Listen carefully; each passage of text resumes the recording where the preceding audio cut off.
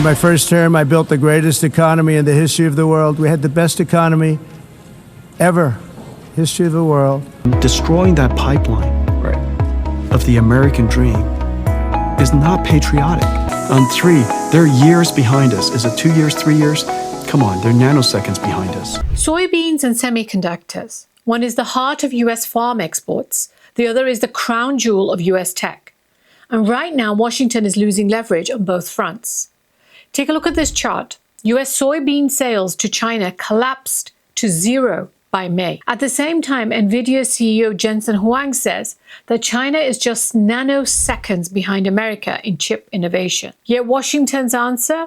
Expand the export entity blacklist, which, by the way, will affect more than just Chinese companies alone. But importantly, if China is nanoseconds behind, is America really still leading? So why is the strategy backfiring, and how does it reshape the trade talks? Last time the US did this, China reacted by doing the same and added US companies to its own export control list, preventing them from receiving Chinese shipments of what they called dual-use items, with both military and civilian applications. The recent US policy on blacklisting entities is being pushed by the national security hawks in the administration.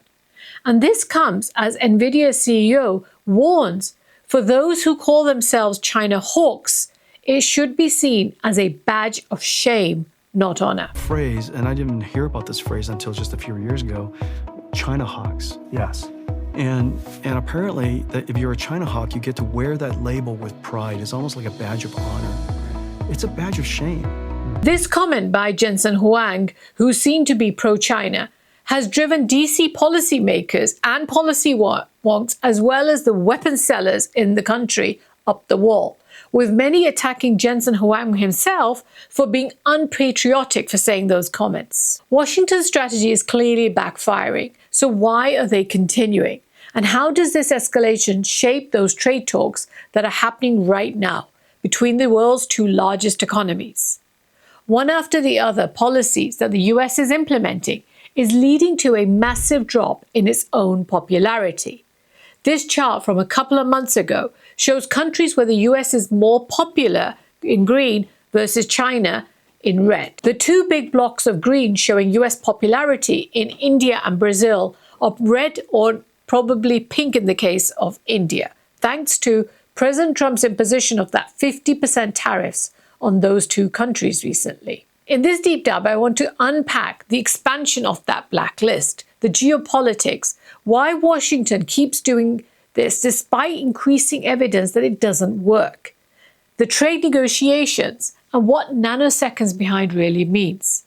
So this is about blacklists, barriers, and nanoseconds. Let's get into it. First, here's what the new rule does. The Commerce Department has now closed a major loophole, as they see it, that any Chinese firm on the entity list automatically pulls its subsidiaries under the ban now. Think Huawei, for example, and some of the offshore shells it had, and those workarounds are now going to be gone. It's meant to restore the enforcement credibility of the country. The rule is going to take effect immediately, with only a 60-day grace period for firms to adapt to it.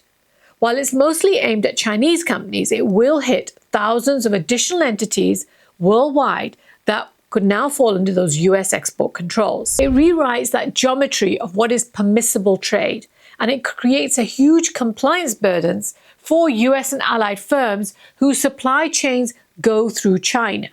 So why is the US escalating now? Well, 3 reasons stand out. First is national security. Washington argues that advanced chips, AI tools, and dual-use tech exported to China could be weaponized for military AI, for surveillance, or cyber systems. Washington wants to cut China down to size now, when it has the ability, and not leave it too late militarily. They don't want to make the same mistake that they feel they made on the economic front by letting China into the WTO in 2001 and giving it free and open access to the world trade. American establishment newspapers on a daily basis report stories on what the latest Chinese military equipment is, or what their action is, or where they are, or what they're doing. The scaremongering assures the citizenry of the country already psychologically for the war if and when it comes. In an exclusive story on Monday, the Wall Street Journal reported that the Pentagon is urging its missile suppliers to double, even quadruple production rates on a breakneck schedule, which is clearly stating that it's in preparation for a potential future conflict with China. Now let's place this inside the trade talks that are happening right now. Over the summer, US Treasury Secretary Scott Bessent and Chinese Vice Premier He Lifeng agreed to a framework of trade truce, with concessions on rare earths and minor tariff relief between the two countries. But the core dispute, semiconductors, intellectual property rights, are still unresolved. Now, heading into the Madrid round of talks earlier this month in September, retaliating to the US ban on Chinese companies, Beijing opened its own anti-dumping probes into US chip companies, accusing Washington of discrimination. It was a clear warning. Blacklists would not go unanswered by China. Both countries want a maximum leverage during those slow trade talks that are happening currently. The way things are, there won't be a farmer left in 5 years if things don't change because our expenses are so high. For the US, its soybean farmers are really hurting. This is prime season for them to be picking their crops and taking it to the market. Right now, China's winning that poker game. China's brought its soybean imports from the US down to zero. After President Trump's tariffs, China put on its own tariffs of 23% on US soybean imports. The chart shows how US farmers are being destroyed. Sales plunged after May. Trump's Liberation Day tariffs went up on April the 1st. So for the US, it's trying to use the blacklist to put pressure on China to soften it up that it needs for the trade talks to go ahead and for it to get what it wants and to get China to start buying those US agricultural goods. Recently, viral pictures which were picked up by the Associated Press showed that the Treasury Secretary, Scott Bessent, got a text from the Agriculture Secretary expressing her annoyance that the Argentinians, who the US just bailed out with an extraordinary $20 billion deal, are selling their soybeans cheaply to China. The Agriculture Secretary Brooke Rollins wrote, "We bailed out Argentina yesterday, and in return, the Argentines removed their export tariffs on grains, reducing their price and sold a bunch of soybeans to China at a time when we would normally be selling to China. This gives China more leverage on us." China bought over $12 billion soybeans from the US last year. It was the single largest American export to China in terms of value. Similarly, cattle ranchers are seeing Chinese demand for American beef dwindle as China shifts its consumption to beef imports from Australia instead. Now, Treasury Secretary Scott Bessent earlier said that America holds all the cards in Mr. Trump's tariffs game because the rest of the world needs to sell us stuff. Tell that to America's farmers. Ironically, there's now talk that some of the revenues that are collected by the tariffs will be used to help to give to those American farmers to sustain the impact that the tariffs are having on their incomes. So how does the new blacklist expansion affect negotiations? Well, to some degree, it is a bargaining chip. The US can dangle partial license approvals in exchange for China's concessions on market access or for buying agricultural goods. However, it raises the risk of collapse. If China views those blacklist expansions during talks as a sign of bad faith, it could walk away, retaliate with rare earth restrictions, tariffs, or further penalties on US firms operating in China. China had already shown goodwill during the Madrid talks by ending the antitrust inquiry that it was having into Google. It may not be so gentle with the antitrust inquiry it's doing on Nvidia. Then, of course, there is the attempt at competitive containment. By restricting access to US tech, policymakers are hoping to slow China's rise, forcing its reliance on what they believe to be slower and costlier domestic alternatives. But here's where the contradiction surfaces. US companies like Nvidia and Intel still depend on the Chinese market. And the US government, which recently took a stake in Intel to help support it, however, why did it need that help? because the United States government in the last couple of years has placed so many export controls on the chips that Intel could sell to China that the market capitalization value of Intel dropped exponentially over time as it lost its major market. Now it's being allowed, along with Nvidia, to sell some restricted chips like downgraded AI accelerators, which are approved for exports under license. But that mixed messaging creates confusion in the whole market. And crucially, every sanction that the US implements, it pushes Beijing harder towards self-reliance. By sealing those doors, Washington is just accelerating the very outcome it fears, a China that no longer needs US technology.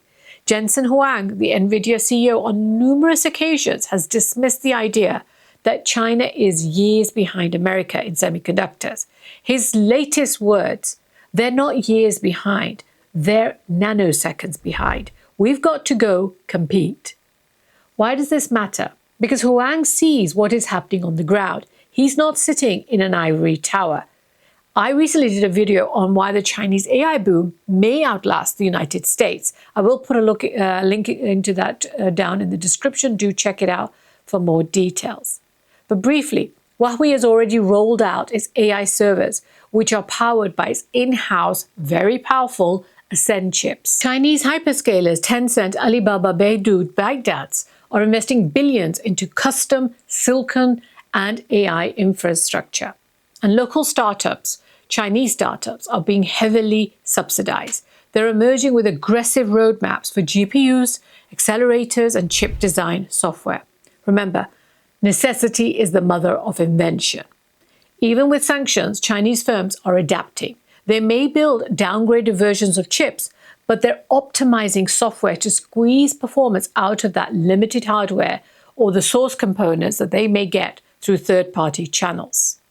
The Chinese artificial intelligence startup DeepSeek has launched an experimental version of its latest V3 foundation model, which is tailor-made for Chinese AI chips. According to DeepSeek, this model enhanced training and inference efficiency and reduced application programming costs by more than 50% compared to previous versions. So much for the US push to make Chinese tech products both redundant and more costly. Academic studies back this up. Export controls are porous. AI labs in China are training models on non-restricted hardware with various workarounds. That's why Huang insists that the only real solution is competition. Out, innovate, don't just restrict. This contest is bigger than the bilateral US-China relations. It's about global order. The US is trying to recreate a Cold War-style regime like the old COCOM, where allies align together to restrict sensitive technology. Japan and the Netherlands have already restricted advanced chip-making tools, not that they wanted to, but they were forced to do so.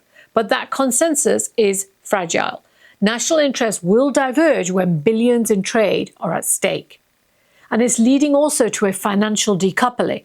As threats of sanctions and cut-off from the financial system escalate, China pushes alternatives to the US financial systems. Its SIPS clearing system. It's experimenting with cross-border digital currencies and regional payment rails. If tech and finance decouple together, we risk a world of fragmented economic blocs. Washington's gone from promoting friendshoring, which is sourcing supply chains from allied countries, to reshoring, which has isolated it even further from its allies. It's upending decades of strategically efficient chains that had been set up.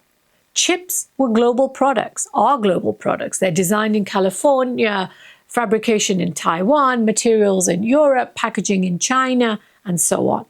Severing those ties is creating inefficiencies and shortages. And at the heart of all this US-China tech war is a geopolitical contest. Who's going to set the standards? Who's going to control the ecosystems? Who defines the future order? For the United States, primacy matters beyond all else. It's America first.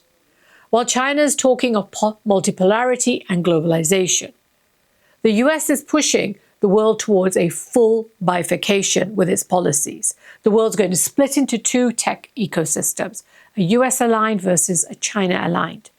And as standards will diverge, supply chains will fracture, and interoperability will decline. This is going to benefit no one. Both countries will leapfrog in different areas. For example, if Beijing's investments in photonic chips and advanced packaging or neuromorphic computing succeed, China could overtake in these key areas. At that point, US export controls would be defensive, not preventative.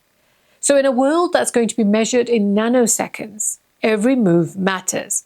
So what does this all mean? Jensen Huang's warning captures it perfectly. China is no longer years behind, it's nanoseconds behind. And that's not rhetoric. It's reality in a race where every cycle, every architecture, and every iteration is going to count. That blacklist is a bargaining chip in trade talks. It's a geopolitical signal to allies, a tactical slowdown at most. But it cannot by itself stop China's technological rise. In the end, the real question isn't whether the US can block China. It's going to be, can the world stay ahead with the US running an obstacle course as a team? Thank you for joining me today. I'm Najma Minhas with GVS Deep Dive. Do share with me your comments and thoughts below. Have a great day.